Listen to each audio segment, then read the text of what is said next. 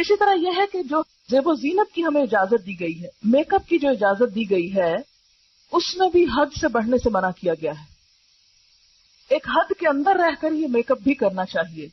مثلا ہم دیکھتے ہیں کہ آپ صلی اللہ علیہ وسلم نے کچھ چیزوں کو جو عورت کے بناؤ سنگھار سے متعلق ہیں قابل لعنت قرار دیا ہے، اور فرمایا کہ ایسی چیزیں جب کسی قوم کے اندر آ جاتی ہیں تو وہ قوم ہلاک ہو جاتی ہے. اس میں جو طریقے عربوں کے ہاں رائج تھے، ان میں سے جو چیزیں آپ نے ناپسند کی وہ کیا ہے؟ اپنے بالوں میں دوسرے بال ملا کر ان کو زیادہ لمبا اور گھنا کرنے کی کوشش کرنا. اپنے بالوں میں دوسرے بال ملا کے ان کو لمبا کرنا. جسم کے مختلف حصوں کو گودنا. گودنا کیا ہوتا ہے؟ کہ وہ سکن کے اوپر پرماننٹ نشان بن جاتے ہیں. پھول بوٹے بنانا جسے فرنٹیئر میں رواج ہے، یا افریقن ممالک میں رواج ہے کہ عورتوں کے چہرے کے اوپر مستقل قسم کی لکیریں اور نشان اور پھول اور معلوم نہیں کیا کچھ بنا ہوا ہوتا ہے. پھر اسی طرح مصنوعی تل بنانا. عربوں کے ہاں یہ رواج تھا کہ کہیں پر کالا سرما لگا کے گال پہ یا ٹھوڑی پہ یا کہیں بھی، یہ ہمارے ہاں بھی یہ رواج موجود ہے، خوبصورت لگنے کے لیے یا اٹریکٹیو ہوتے ہیں نا تل، اگر کسی مخصوص جگہ پر ہو تو اس سے بھی روکا گیا کیونکہ وہ جسم کا حصہ نہیں. پھر اسی طرح بال اکھاڑ کر بھووں کی خاص وضع بنانا، بھووں کی شیپ بنانا، دانتوں کو گھس گھس کر باریک بنانا، یا دانتوں کے درمیان مصنوعی خلا پیدا کرنا، یعنی دانت کھلے کرنا خوبصورت لگنے کے لیے، یا زعفران یا ورس وغیرہ کے مصنوعی ابٹنے مل کر چہرے پر مصنوعی رنگ پیدا کرنا. زعفران جو پیلا رنگ ہوتا ہے، یعنی بالکل ایک مصنوعی اور ہی رنگ نظر آ رہا ہے نا، لیکن اس کے علاوہ باقی چیزوں کی اجازت. اس میں آپ دیکھیں کہ کوئی بھی ایسا کام کرنا کہ جس سے ایک دھوکہ ہو، انسان ہو کچھ اور بالکل کچھ اور نظر آئے اور دوسرا انسان اس کو اصل سمجھنے لگے، یہ چیز تو منع ہے. لیکن کچھ چیزیں ایسی ہیں جیسے سرما لگا رہے ہیں آپ، تو سب کو پتا یہ سرما ہے، اور آنکھ کے اندر جو کچھ وہ نظر آ رہا ہے نا کالا کالا، اور اگر تھوڑا باہر بھی نکال لیے تو کوئی حرج نہیں، تو وہ سرما ہی ہے. اسی طرح اگر آپ لپسٹک لگا رہے ہیں تو سب کو پتا کہ یہ ہونٹ کا رنگ نہیں ہے، یہ اوپر لال رنگ لگا ہوا ہے. تو اس میں جو بھی دیکھ رہا ہے وہ خوبصورت تو لگ رہا ہے انسان، لیکن دھوکے کا اندیشہ نہیں ہے اس میں. وہ جو اپٹن مل کے رنگ پیلا کر لینا یا سکن کا کلر بدل دینا جو ہے وہ دھوکے کی کیفیت ہے، کیونکہ اصل چیز بالکل ہی نیچے سے چھپ گئی ہے. اسی لیے ایسا نیچرل میک اپ تو اجازت ہے کہ جس میں انسان ذرا نکھار پیدا کر لے، اس کی اوریجنل کچھ نہ کچھ چیز نظر آ رہی، لیکن وہ کہ جو بالکل ایک نئی چیز بنا کے رکھ دے. جیسے ہمارے ہاں عموماً بیوٹی پارلرز پر جب دلہنیں تیار ہوتی ہیں تو اصل نہ کھال نظر آتی ہے، نہ بال نظر آتا ہے، کچھ بھی نہیں، بالکل ایک نئی مخلوق نظر آتی. اور جب شوہر ان کو اس روپ میں دیکھتا ہے تو ایکسپیکٹ کرتا ہے کہ بیوی ایسی ہو. تو اس لیے دلہنوں کو بھی ایسا سنگھار کرنے سے روکا گیا ہے کہ جو بالکل آرٹیفیشل قسم کا ہے. کوئی بھی پرماننٹ نقش و نگار جیسے وہ گودنا اور گدوانا جس کو کہتے ہیں، یا آرٹیفیشل اتنی کلر کوٹنگ کہ اصل سکن کا پتہ ہی نہ چلے، یا اسی طرح بھووں کی اصل شیپ کو بدل کر کچھ سے کچھ یا ساری اتار کے تو اپنی مرضی سے پینسل لگا کے ایک نئی شیپ دینا، یہ سب اس میں آ جاتا ہے. ہاں بھویں مثلاً یہاں سے دو جڑی ہوئی ہیں تو اب یہ کیا ہے کہ یہ ایک اوریجنل عورت کی شکل نہیں ہوتی، ایک بیماری آپ کہہ سکتے ہیں. تو اس میں اگر ان کو الگ کر لیا جائے تو وہ فطرت پر لانا ہے، فطرت میں تبدیلی نہیں ہے. فطرت میں تبدیلی کیا ہے کہ اصل سارا کچھ اتار دیا آپ نے اور اپنی مرضی سے لگایا. اور یہ جو دو جڑے ہوئے ہیں ان کو الگ کرنا فطرت میں تبدیلی نہیں، فطرت پر لانا ہے. تو یہ ایک اصول کے طور پر سمجھ لیں کہ کوئی بھی ایسی چیز جو فطرت پر لانے میں مدد دے رہی ہے، اگرچہ وہ کچھ چینج کا تقاضا کر رہی ہے تو کوئی حرج نہیں، لیکن اگر وہ اللہ کی ساخت جیسے فَلَا يُغَيِّرُنَّ خَلْقَ اللَّهِ میں پیچھے آپ پڑ چکے ہیں، اللہ کی ساخت تو بدل رہی ہے تو وہ درست نہیں. یہ چیزیں اس لیے روکی گئی کہ یہ انسان کی صحت کے لیے بھی نقصان دہ ہے. آپ دیکھیں نا اپنے بالوں میں دوسرے کسی مردے کے بال وہ کاٹ کے لے آئے اور لگا دیے آپ نے، تو وہ ایک ہو سکتا کہ آپ کے اور اس کی جو جسم کی بیماریاں ہیں یا اور چیزیں ہیں ان میں کچھ فرق ہو تو وہ دوسرے کے بالوں سے ٹرانسفر ہو کر آپ کے اندر چلے جائیں. یا سب سے بڑی بات یہ کہ دھوکہ دینا منع ہے. کہ کوئی سمجھے کہ یہ اس کے اپنے بال ہیں اور اپنے ہیں نہیں. تو یہ ساری چیزیں جو ہیں جو دھوکہ دہی میں آئے، فطرت کو بدلنے میں آئے، اللہ کی ساخت بدلنے میں آئے، وہ چیزیں درست نہیں ہیں. پھر اسی طرح زینت کا جو ہے ذکر ہوا کہ جس سے انسان آرائش کرتا ہے اپنی، تو اس میں بھی غلوب سے کام نہیں لینا چاہیے. اب یہاں سے کوئی یہ نہ سمجھے کہ قرآن تو کہتا ہے بیوٹیفائی کرو اپنے آپ کو، لہذا جس طرح چاہو کرو. یہ معنی نہیں ہے اس کا، کیونکہ بیوٹیفیکیشن میں بھی اللہ تعالیٰ نے اور اس کے رسول صلی اللہ علیہ وسلم نے کچھ حدود مقرر کی ہیں. مثلا حدیث میں آتا ہے لعن الرسول علیہ الصلاۃ والسلام الواشمۃ والمستوشمۃ والواشرۃ والمستوشرۃ.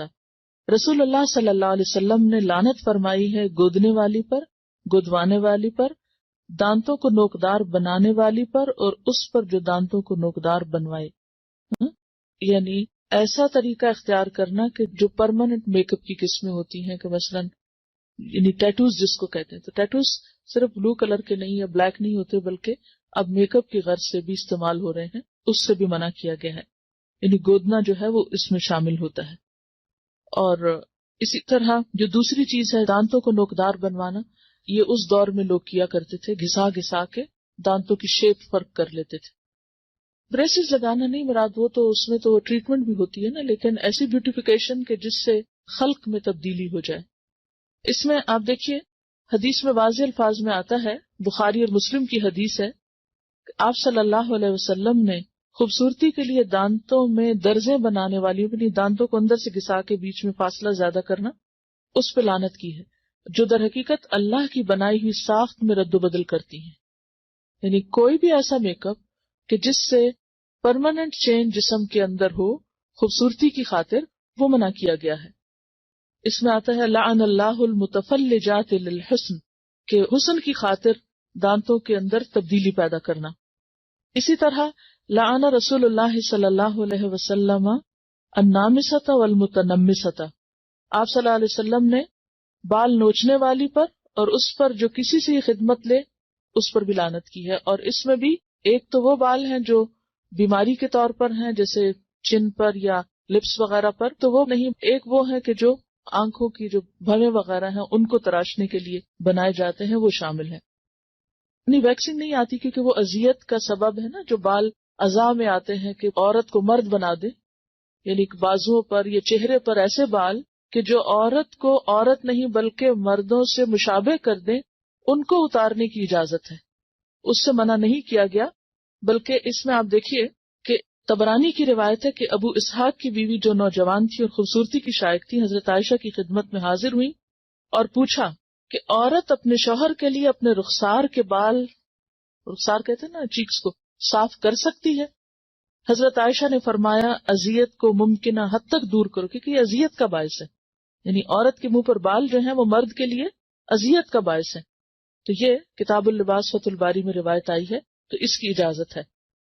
اسی طرح بالوں میں بال جوڑنا جو ہے، جوڑا بنانا یا بالوں کو کسی بھی طرح پیچ کر کے اس میں لگا کے خوبصورت بننا جو ہے وہ بھی منع ہے. حدیث میں آتا ہے، بخاری کی روایت ہے، اللہ تعالیٰ نے بال جوڑنے والی اور جڑوانے والی عورت پر لعنت فرمائی ہے. اور اس میں آپ دیکھیے کہ ان ساری جو احادیث ہیں ان میں ایک چیز مشترک ہے، اور وہ کیا ہے؟ لعنت کا لفظ. یعنی اللہ کی رحمت سے دور ہیں ایسے لوگ.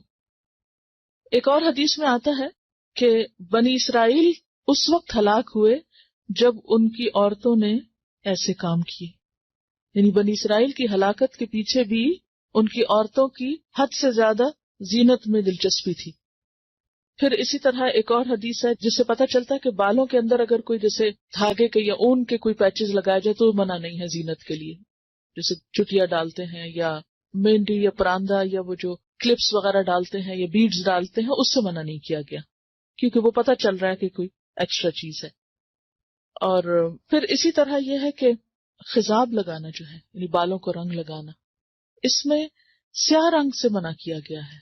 لیکن جو نیچرل کلر ہیں جیسے مہندی ہے یا کوئی بھی نیچرل کلر ہے اس کی اجازت ہے. بالکل ٹوٹلی کالا کرنا جو ہے وہ منع ہے، مگر کالے کے علاوہ اور رنگ جو ہے ان کی رخصت ملتی ہے.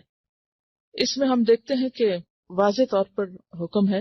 ابو ہریرہ کی روایت ہے کہ نبی صلی اللہ علیہ وسلم نے فرمایا، یہود و نصارہ خضاب نہیں لگاتے تم ان کے خلاف طرز عمل اختیار کرو، یعنی بال سفید رکھنا پسندیدہ نہیں، ان کو رنگنا زیادہ پسندیدہ ہے.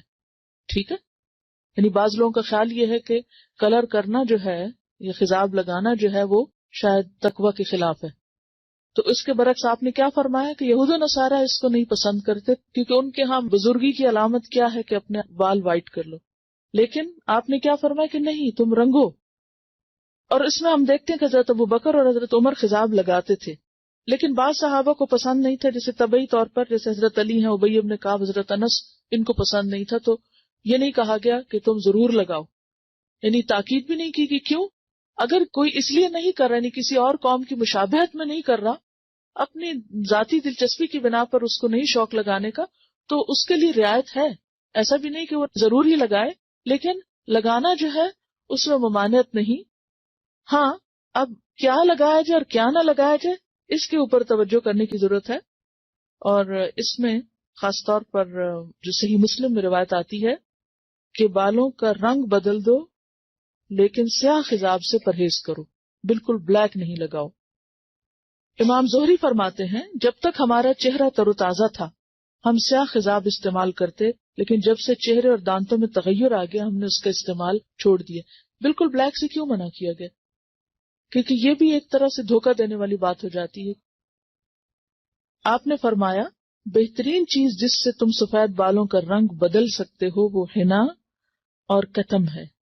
کتم جو ہے یہ یمن کی ایک بوٹی ہوتی ہے جس کا ریڈش بلیک کلر ہوتا ہے، سیاہ مائل بسرخ ہوتا ہے.